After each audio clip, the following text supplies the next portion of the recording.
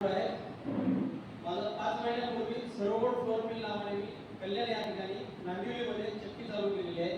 त्याचं brand name सरोवर आटा असं आहे. म्हणजे टॅगलाईन आहे सरोवर आटा खाऊया तंदुरुस्त होऊया. आपल्याकडे या ताई मध्ये की त्या पोळी पीठ अमुक पीठ तमुक पीठ सगळ्या प्रकारचं पीठ विकतात. ताई तुम्ही मला भेटा बरं का. हो ताई तुम्ही भेटा.